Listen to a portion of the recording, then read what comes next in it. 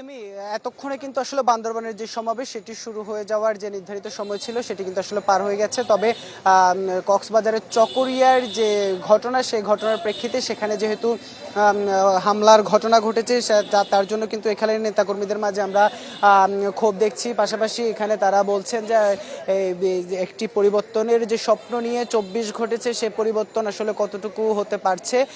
বিশেষ একটি দল যাদের জন্য আসলে সেই পরিবর্তনটি আসলে সেভাবে সম্ভব হচ্ছে না বলে তারা অভিযোগ করছেন, যার কারণে তারা এখন তাদের যে কেন্দ্রীয় নেতারা, সেই কেন্দ্রীয় নেতারা কখন আসেন সেই অপেক্ষায় আছেন। পাশাপাশি তারা এখান থেকে বহর নিয়ে গিয়ে যখনই তারা বান্দরবানের জেলা সীমান্তে প্রবেশ করবেন বান্দরবানে, তখনই তারা আসলে এখান থেকে গিয়ে তাদেরকে বরণ করে নিয়ে আসবেন। পাশাপাশি বলছেন বান্দরবানে আসলে গেল 20-30 বছর ধরে যেভাবে আসলে আওয়ামী রাজত্ব চলেছে, সেই রাজত্ব থেকে আসলে মানুষ মুক্তি পেয়েছে। সেই জায়গায় বান্দরবানের মানুষ একটি স্বপ্ন দেখছে, একটি পরিবর্তনের স্বপ্ন।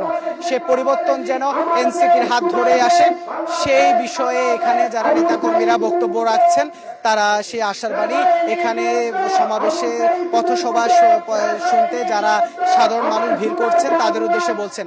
পাশাপাশি আমরা এখানে দেখছি যে নেতাকর্মী থেকে সাধারণ মানুষের সংখ্যা আসলে বেশি। সাধারণ মানুষ যারা আগ্রহ নিয়ে শোনার জন্য দীর্ঘক্ষণ যাবত অপেক্ষা করছেন।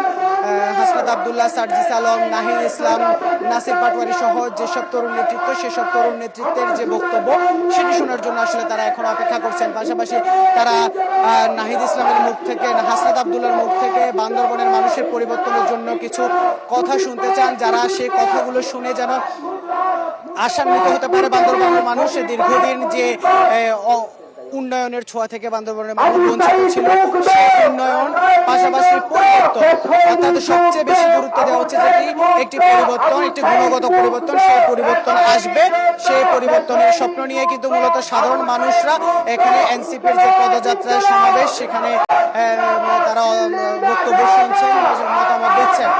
আর আমরা যতটুকু জানতে পেরেছি চকরিয়া থেকে পদযাত্রার যে অংশটি সেটি রওনা দিয়েছে, কিছুক্ষণের মধ্যে বান্দরবানে এসে পৌঁছাবে।